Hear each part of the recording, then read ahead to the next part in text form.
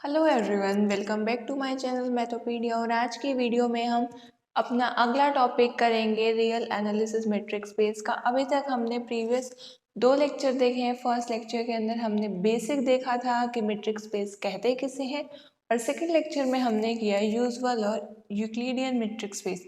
दोनों ही metric space exam point of view से काफ़ी इंपॉर्टेंट है, और यूक्लिडियन मैट्रिक्स स्पेस ज़्यादा इंपॉर्टेंट था in comparison to usual metric space. मैंने आपको ये बताया था ये दोनों ही बाय नेम भी आ सकते हैं और बाय स्टेटमेंट भी आ सकते हैं, तो आपको दोनों ही तरीके से इन्हें बहुत अच्छे से करना है। मैट्रिक्स स्पेस आपका बहुत ही एक इम्पॉर्टेंट चैप्टर है और ज़्यादा मुश्किल नहीं है। अगर आप साथ के साथ करते जाएंगे तो इजीली आपका सारे टॉपिक्स कवर हो जाएंगे। ठीक है, तो आज हमारा थर्ड लेक्चर है इसी चैप्टर का, और थर्ड लेक्चर के अंदर हम एक बहुत ही इम्पॉर्टेंट एग्जाम्पल जो कि एग्जाम्स में काफ़ी बार देखा गया उसे हम ट्राई करेंगे। चलिए देखते हैं उस क्वेश्चन की हमारे पास स्टेटमेंट क्या है। इससे पहले अगर आपको ग्रुप्स एंड रिंग्स के चैप्टर 1, 4, 3 में किसी भी चैप्टर में कोई डाउट है तो उसके भी वीडियोस मेरे चैनल पर अपलोडेड है। थर्ड चैप्टर अभी पूरा अपलोड नहीं हुआ, अभी वो अपलोड हो रहा है। फर्स्ट और फोर्थ कम्प्लीटली अपलोडेड है।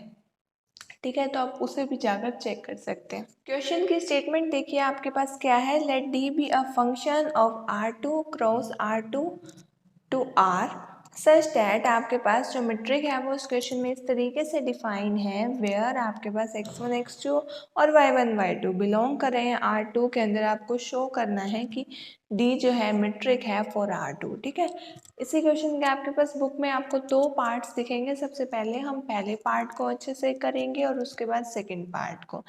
इस वीडियो के अंदर ये दोनों पार्ट ही एक्सप्लेन होंगे। इसके बाद आपको किसी और एग्जाम्पल में भी डाउट हो बाउंडेड फंक्शन से पहले तक, बाउंडेड सीक्वेंस से पहले तक, तो आप मुझे बता सकते हैं कमेंट सेक्शन में, क्योंकि अगला जो लेक्चर है उसका टॉपिक आएगा बाउंडेड सीक्वेंस। ठीक है, तो चलिए देखते हैं इस क्वेश्चन को हम स्टार्ट करते हैं। अब आपको पता है हमें मीट्रिक स्पेस दिखाने के लिए 4 प्रॉपर्टी थी जिन्हें सेटिस्फाई करना पड़ता है। फर्स्ट प्रॉपर्टी थी हमारी नॉन नेगेटिविटी की, तो सबसे पहले हम इसके अंदर नॉन नेगेटिविटी प्रॉपर्टी को ही दिखाएंगे। नॉन नेगेटिविटी को दिखाने से पहले मैं एक बार यहाँ पर जिस तरीके से आपके पास ये फंक्शन डिफाइन है उसे एक बार दोबारा लिख लेती हूँ ताकि हमें कहीं भी कंफ्यूजन ना हो। ठीक है, यहाँ पर मैंने क्या किया, एज इट इज ये मेट्रिक लिख लिया, ये फंक्शन लिख दिया है जिस तरीके से यहाँ पर आपके पास गिवन था। ठीक है, अभी ये फंक्शन है, अभी आपको इसको मेट्रिक प्रूव करना है। ठीक है, अब आप इसकी राइट हैंड साइड देखिए, ये चीज़ आपको देखकर ही पता लग रही है मोड फंक्शन है तो ऑलवेज ग्रेटर देन 0 होगी। ठीक है, ऑलवेज ग्रेटर देन और इक्वल टू 0 होगी, क्योंकि मोड फंक्शन की वैल्यू ऑलवेज ग्रेटर देन और इक्वल टू 0 होती है। सेकेंडली प्लस में जो आपके पास वैल्यू है ये भी क्या होगी, ऑलवेज ग्रेटर देन और इक्वल टू 0। ठीक है, तो आपके पास यहाँ पर डी ऑफ एक्स वाई आपके पास जिन दो वैल्यूज़ का सम है वो दोनों ही क्या है, ग्रेटर देन और इक्वल टू 0। ठीक है, जिसकी वजह से आप क्या कह सकते हो कि ये जो हमारे पास वैल्यू है डी ऑफ एक्स वाई से, अगर मैं इसको डिनोट करूँ जहाँ पे एक्स ये है वाई ये है, तो आपके पास इसकी वैल्यू क्या आ गई, ग्रेटर देन और इक्वल टू 0, क्योंकि ये भी ग्रेटर देन और इक्वल टू 0 और ये भी आपके पास क्या है, ग्रेटर देन और इक्वल टू 0, जिसकी वजह से आपका पूरा का पूरा ये जो डिस्टेंस फंक्शन है ये क्या आ गया, ग्रेटर देन और इक्वल टू 0। ठीक है, तो आपके पास फर्स्ट कंडीशन जो थी नॉन नेगेटिविटी की वो यहाँ पर हो गई प्रूफ्ड। अब हम सेकंड कंडीशन की तरफ चलते हैं। सेकंड जो आपके पास प्रॉपर्टी थी आइडेंटिटी ऑफ पॉइंट्स, उसके अंदर आपने क्या देखा था कि अगर आपके पास डिस्टेंस फंक्शन की वैल्यू 0 है वो तभी पॉसिबल होगा जब आपके पास x is equal to Y होगा। ठीक है, वेयर x और y बिलोंग करेंगे उस सेट के अंदर से, x के अंदर से। ठीक है, तो चलिए अब हम इसी चीज़ को प्रूव करते हैं। ठीक है, यहाँ पर आपके पास x क्या है, x की वैल्यू है आपके पास x1 x2 और y की वैल्यू क्या है y1 y2। ठीक है, देखो यहाँ पर d of x y implies this and this implies this, क्योंकि यहाँ पर दोनों तरफ ही इम्प्लाइज का साइन है, तो आप इसको लेकर ये प्रूफ कर दीजिए या इसको लेकर ये प्रूफ कर दीजिए, बात एक ही होगी। ठीक है, तो अब आपको बहुत ही ध्यान से मैं क्या कर रही हूँ, इस चीज़ को लेकर चलूँगी और इस चीज़ तक पहुँच जाऊँगी। चलिए करते हैं शुरू। x is equal to y implies x की वैल्यू आपके पास क्या है, x1 x2 और y की वैल्यू है आपके पास y1 y2।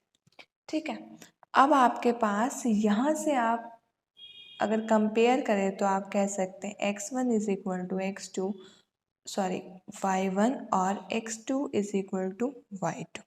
ठीक है, अब अगर इसको और ध्यान से देखें, अगर इसको मैं इस तरफ ले आऊँ तो x1 माइनस y1 ज़ीरो आ जाएगा। अगर क्वांटिटी ज़ीरो है तो उसका मोड भी क्या आ जाएगा, zero. Similarly x2 minus y2 आपके पास ज़ीरो आ जाएगा और x2 माइनस y2 का मोड आपके पास आ जाएगा ज़ीरो के इक्वल। ठीक है, अब इसके बाद ये अगर मैं ये भी ज़ीरो ये भी ज़ीरो, अगर इन दोनों की मैं एडिशन कर दूँ तो मेरे पास वो भी क्या आ जाएगा, ज़ीरो के इक्वल।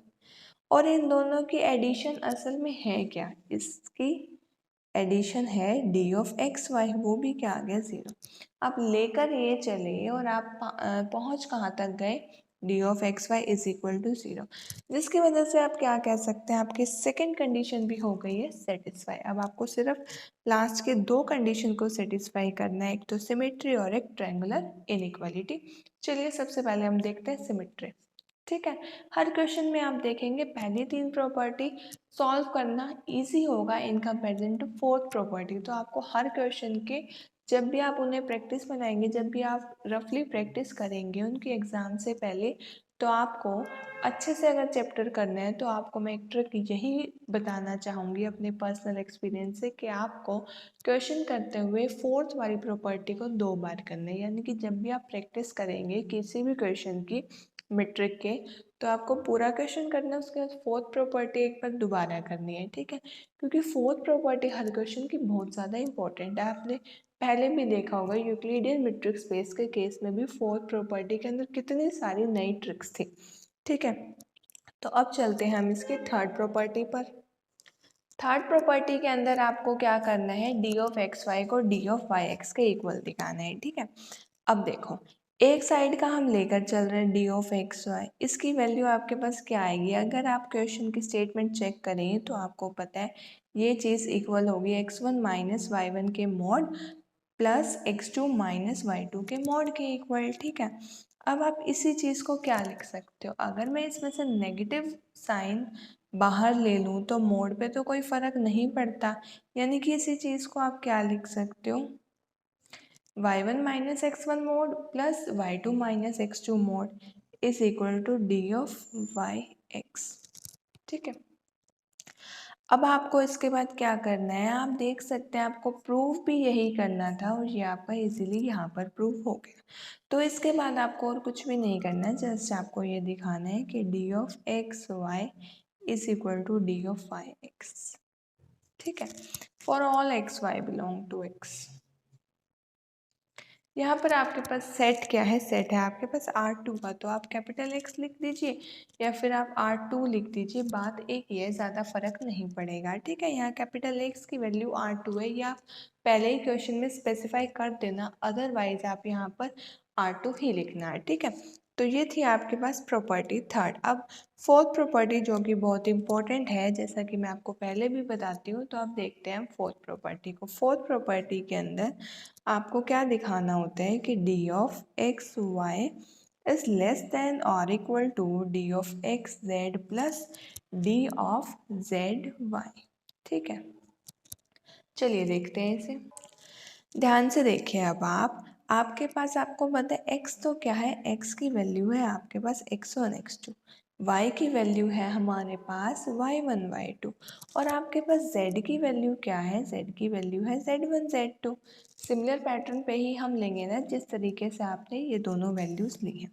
ठीक है, अब हम लेकर क्या चलेंगे, इस वाली साइड को पहुंच जाएंगे इस तरफ। चलिए देखते हैं डी ऑफ एक्स वाई क्या है। डी ऑफ एक्स वाई की वैल्यू आपके पास है x1 minus y one plus x2 minus y two का मॉड्यूलस। ठीक है, अब देखो ये जस्ट मैंने फंक्शन की वैल्यू लिखी है जैसा कि क्वेश्चन के अंदर गिवन था। कहीं ना कहीं से मुझे इस z को इन्वॉल्व करना है। z को इन्वॉल्व करने के लिए यहाँ देखो टपल, ये जो है टू टपल का है, तो यहाँ पर भी इसके बेस में वन है, यहाँ पर भी बेस में वन है। ठीक है, तो अगर आप एक बार माइंड के अंदर देखें तो डी ऑफ एक्स जेड को जब आप एक्सपेंड करेंगे तो किस तरीके से आएगा। इसको एक्सपेंड करने पे आपके पास आएगा कुछ इस तरीके से। तो आपको माइंड के अंदर क्या देखना है कि हमें x1 माइनस z1 जैसे कुछ ना कुछ टर्म चाहिए। तो आप यहाँ क्या करेंगे, z1 को सब्ट्रैक्ट b और z1 को ऐड b, बाकी का माइनस का y1 आ जाएगा एज इट इज। सिमिलरली यहाँ पर भी आप क्या करेंगे, x2 के साथ negative of z2 add b और सब्ट्रैक्ट b। ठीक है, अब आपको पता है ये चीज़ लेस देन और इक्वल टू होगी। देखो हमें पता है ना कि x प्लस वाई का मॉड्यूलस लेस देन और इक्वल टू होता है x के मॉड्यूलस प्लस वाई के मॉड्यूलस से। ये इनइक्वालिटी आपने पढ़ रखी है ऑलरेडी, तो बस इसी इनइक्वालिटी का मैं यहाँ पर यूज़ करूँगी। ठीक है, लेस देन और इक्वल टू का साइन लगाया तभी मैं इस तरीके से यहाँ पर लिख सकती हूँ, अलग अलग मैंने इसे कर दिया। ठीक है, अब अगर आप देखें ये टर्म और ये टर्म, इन दोनों टर्म को अगर मैं एक ब्रैकेट के अंदर कर दूं, x1 माइनस z1 प्लस में x2 minus z2, second bracket के अंदर मैं क्या कर रही हूँ, z1 minus y1 plus z2 minus y2 था यहाँ पर।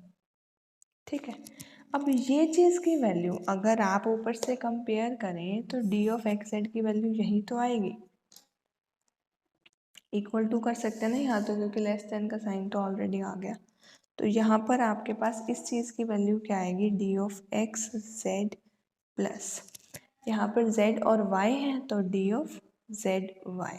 ठीक है, आप इसी फंक्शन को लगा के अगर जेड वाई को एक्सपेंड करेंगे, यानी कि इस फंक्शन के अंदर z और y, x को रिप्लेस करो z को और y को एज इट इज़, तो आपके पास यही वैल्यू आएगी। आप चेक करके भी देख सकते हो, ये तो बहुत इजी सा काम था।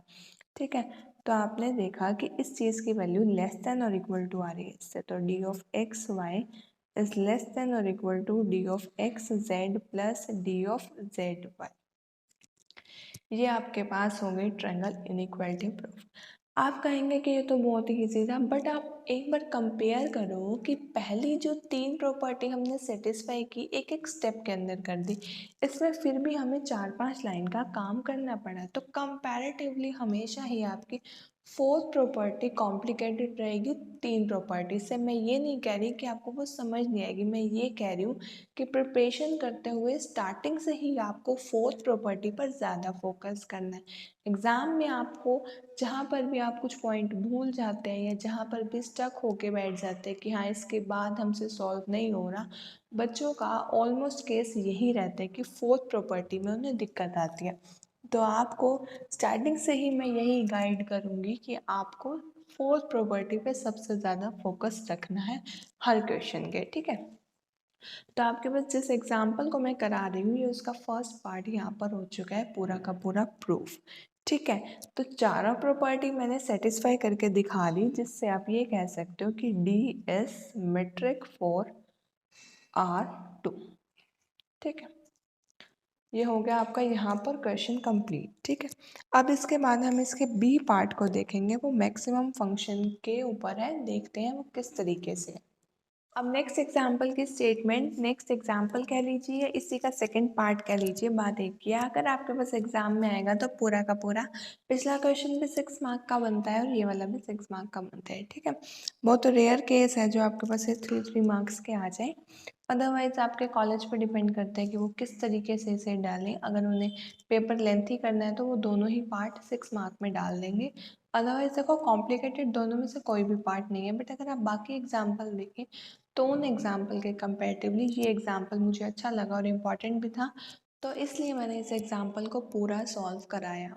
ठीक है, आपको किसी और एग्जाम्पल में भी डाउट हो तो आप विदिन 24 to 30 आवर्स मुझे बता सकते हैं, ताकि मैं नेक्स्ट वीडियो अपलोड करने से पहले उस क्वेश्चन को डाल दूँ। बाउंडेड सीक्वेंस हमारा नेक्स्ट टॉपिक रहेगा, तो अगर आपको एक्सरसाइज के भी किसी क्वेश्चन में डाउट है तो आप क्वेश्चन का नंबर प्लस उसके जो आपके पास क्वेश्चन की स्टेटमेंट है उसके 3-4 वर्ड्स बता सकते हैं मुझे, ताकि मैं समझ जाऊँ कि कौन सा क्वेश्चन है और वो नेक्स्ट वीडियो के अंदर डाल दूँ। ठीक है, अब हम पहले इस क्वेश्चन को देख लेते हैं। इस क्वेश्चन में आपके पास फंक्शन किस तरीके से डिफाइन है, D of x1 x2 y1 y2 is equal to max x1 y1 x2 minus y2 का मॉड्यूलस। ठीक है, अब आपको ध्यान से देखिएगा क्या करना है। ठीक है, फर्स्ट प्रॉपर्टी वही नॉन नेगेटिविटी की। ठीक है, अब आप मुझे एक बात बताइए, क्या इसका मॉड्यूलस कभी भी नेगेटिव आ सकता है? नहीं, ये चीज़ जो है हमेशा होगी ग्रेटर देन और इक्वल टू ज़ीरो। सिमिलरली ये चीज़ भी आपके पास ऑलवेज ग्रेटर देन और इक्वल टू ज़ीरो होगी। दो आपके पास पॉजिटिव टर्म्स, या फिर आप कह सकते हैं ग्रेटर देन और इक्वल टू टर्म्स, दो टर्म्स हैं, दोनों ही टर्म्स या तो ज़ीरो है या ज़ीरो से बड़ी है, वो दोनों टर्म्स का मैक्सिमम कभी भी नेगेटिव आ सकता है? नहीं। मैक्सिमम का मतलब है दोनों में से सबसे ज़्यादा वैल्यू। ये टर्म भी पॉजिटिव है, ये टर्म भी पॉजिटिव, तो जो इनका मैक्सिमम आएगा वो भी या तो ज़ीरो आएगा या फिर ग्रेटर देन ज़ीरो। ज़ीरो किस केस में आ सकता है? सिर्फ जब दोनों ही वैल्यू ज़ीरो हों, अदरवाइज आपके पास कुछ ना कुछ पॉजिटिव टर्म आएगी। तो यहीं से आप कह सकते हो कि नॉन नेगेटिविटी वाली प्रॉपर्टी तो हमारी हो गई सेटिस्फाइड। Non negativity satisfied. ठीक है, क्योंकि आपके पास modulus of two quantities always non negative होता है और उनका फिर आपको मॉड्यूलस लेना है, तो ऑब्वियसली वो क्या आ जाएगा? Non negative. ठीक है, बहुत इजीली ये आपके पास फर्स्ट प्रॉपर्टी सेटिस्फाई होगी। सेकंड प्रॉपर्टी में आपको पता है आइडेंटिटी ऑफ पॉइंट्स के अंदर हम क्या करते हैं, अगर आपके पास T of x Y is equal to zero है, वो सिर्फ तभी पॉसिबल होगा जब X is equal to Y होगा। चलिए देखते हैं। ठीक है, हम कर रहे हैं d of x Y is equal to zero से अपने क्वेश्चन को कंटिन्यू। ठीक है, इसके बाद देखो दिस इम्प्लाइज व्हाट, इसको हम क्या लिख सकते हैं? जस्ट आपको इसके फंक्शन की मैं यहाँ पर वैल्यू पुट करूँगी। मैंने यहाँ पर इसके फंक्शन की कर दी वैल्यू पुट। देखो, maximum of these two terms is equal to zero, क्योंकि ये तो सिर्फ डी ऑफ एक्स वाई की वैल्यू थी और राइट साइड में इक्वल टू ज़ीरो। दो टर्म्स का मैक्सिमम ज़ीरो कब हो सकता है? वो सिर्फ तभी पॉसिबल होगा जब आपके पास वो दोनों ही टर्म्स क्या हों? ज़ीरो। ठीक है, और वो दोनों टर्म्स आपके पास हैं क्या? एक तो x1 माइनस वाई का मॉड्यूलस और दूसरी x2 माइनस वाई का मॉड्यूलस।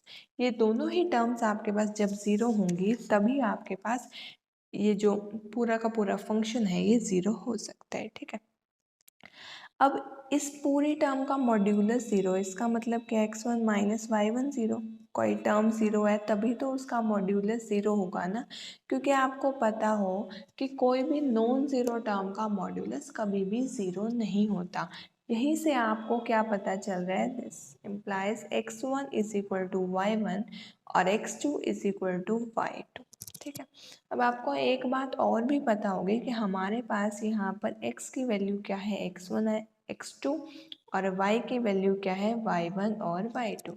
ठीक है, x1 इक्वल होगा y1 के और x2 इक्वल होगा y2 के। ठीक है, जहाँ से आप क्या कह सकते हो कि x1 x2 इक्वल होगा y1 y2 के, और ये चीज़ हमारे पास किसके इक्वल है? x के इक्वल, और ये चीज़ इक्वल है y के इक्वल। तो आपके पास सेकंड कंडीशन भी प्रूव्ड कि अगर आपके पास d of x Y is equal to zero है, this implies what? x is equal to y। ठीक है, या फिर बोथ साइड्स इम्प्लाई है x इक्वल टू वाई भी यही इम्प्लाई करेगा d of x Y is equal to zero. यहाँ हमने डबल साइडेड का साइन, डबल इम्प्लाइड का साइन इसीलिए लगा लिया है। ठीक है, अब इसके बाद ये तो थी आप हमारे पास दो प्रॉपर्टी, इसके बाद हम चलेंगे थर्ड प्रॉपर्टी के ऊपर। ठीक है, थर्ड प्रॉपर्टी हमारी क्या है? सिमेट्रिक वाली। सिमेट्रिक को हम देखते हैं किस तरीके से हमें प्रूव करना है। सिमेट्रिक के लिए हमें क्या दिखाना होता है? D of y x is equal to D of x y. ठीक है, चलिए अब हम इसी को दिखाने का ट्राई करेंगे। अब देखो, हमारे पास डी ऑफ एक्स वाई की वैल्यू सबसे पहले तो हम लिख लेते हैं जिस तरीके से आपके पास फंक्शन गिवन है। ठीक है,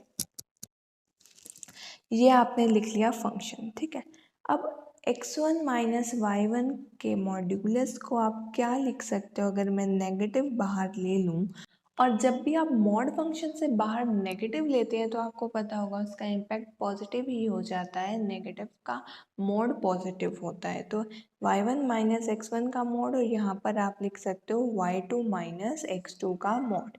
ठीक है, अब आपको ध्यान देने वाली बात क्या है कि इन दोनों के अगर आप मॉड्यूलस यानी कि इस फंक्शन को अगर आप स्टेटमेंट से कंपेयर करें तो ये किस चीज़ के इक्वल आ जाएगा, पहले y है देन x है, तो ये डी ऑफ वाई एक्स के इक्वल आ गया। ये हमारे पास थर्ड प्रॉपर्टी यहाँ पर आपकी बहुत ही इजीली एक स्टेप के बाद आपकी थर्ड प्रॉपर्टी यानी कि सिमेट्रिक वाली प्रॉपर्टी भी हो गई सेटिस्फाई। ठीक है, अब हमारे पास लास्ट प्रॉपर्टी हमें सेटिस्फाई करनी है, ट्रायंगल इनइक्वालिटी। हमेशा की तरह ट्रायंगल इनइक्वालिटी को आपको बहुत अच्छे से समझना है। ठीक है, अगेन आपको पता है ट्रायंगल इनइक्वालिटी के लिए मुझे क्या प्रूव करना होगा, D of x Y is less than और equal to D of x Z plus D of Z Y. ठीक है, सबसे पहले मुझे इस फंक्शन के लिए क्या करना है, देखो आपको पता है डी ऑफ एक्स वाई की वैल्यू क्या होगी, मैक्सिमम ऑफ डीज टू। ठीक है, डी ऑफ एक्स जेड की वैल्यू क्या होगी, maximum of X one minus Z one और X two minus Z two. D of Z Y की वैल्यू क्या होगी, maximum of X one minus Z one और X two minus Z two. ठीक है, ये बातें तो बेसिकली हमें पता चल गई। अब देखो जो मैं करने जा रही हूँ उसे देखना step by step. x1 minus Z one का मॉड्यूलस इज लेस देन होगा maximum of x1 minus Z one x2 minus Z two से।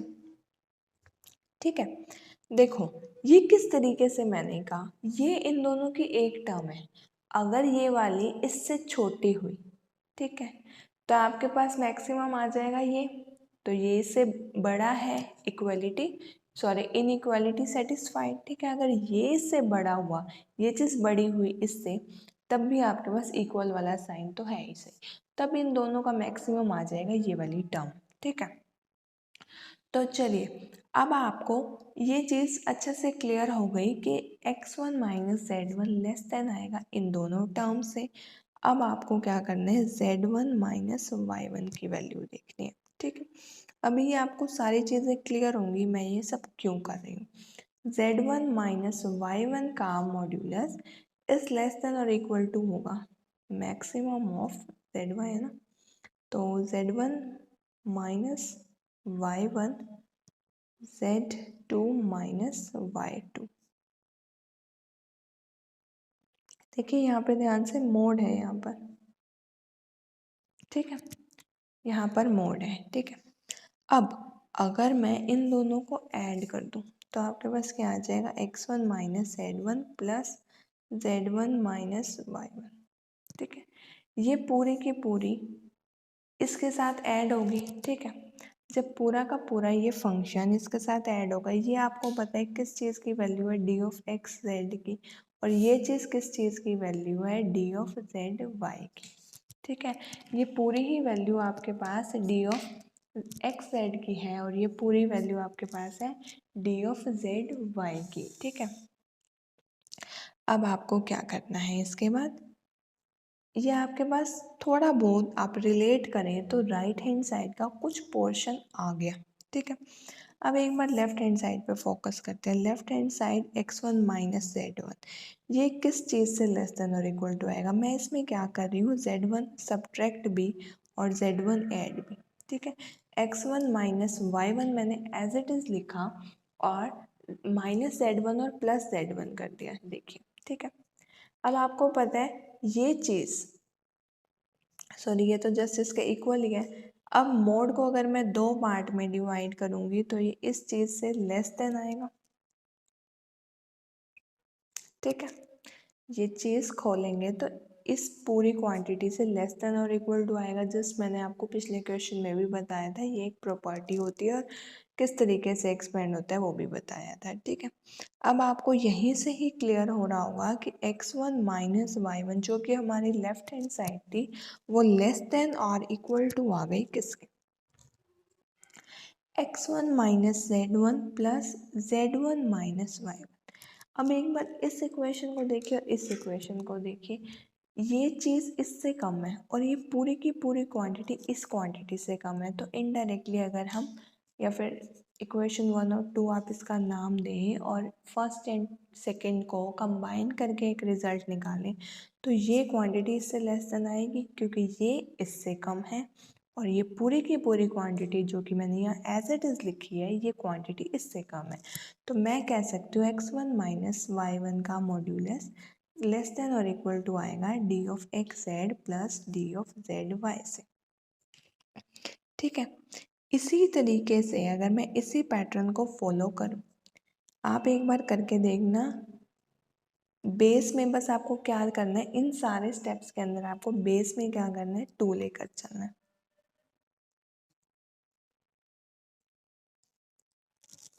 बेस में आप 2 लेकर चलें। ठीक है, आपके पास करके देखना, आप इसको सेल्फ ट्राई नहीं आएगा तो मुझे कमेंट्स में बताना कि x1 माइनस y1 जिस तरीके से मैंने d of x Z plus D of Z y से लेस देन और इक्वल टू कर दिया, इसी तरीके से x2 माइनस y2 भी लेस देन और इक्वल टू मैं इस चीज़ के प्रूफ कर सकती हूँ। अब आपको क्या करना है, इन दोनों का मैक्सिमम लेना है। ठीक है, इन दोनों क्वांटिटीज़ का जब हम मैक्सिमम लेंगे तो किस तरीके से आएगा, इन दोनों का मैक्सिमम। देखो नॉर्मल सी बात है ना, ये चीज़ इससे लेस है, ये चीज़ इससे लेस है, तो इन दोनों में से जो भी मैक्सिमम होगा वो क्वांटिटी भी तो इससे ही लेस होगी ना, क्योंकि ये दोनों ही वैल्यूज़ जब हम एक एक करके लेंगे तो वो इस पूरी क्वांटिटी से लेस है। और आप ध्यान से देखें ये दोनों क्वांटिटी एक ही है।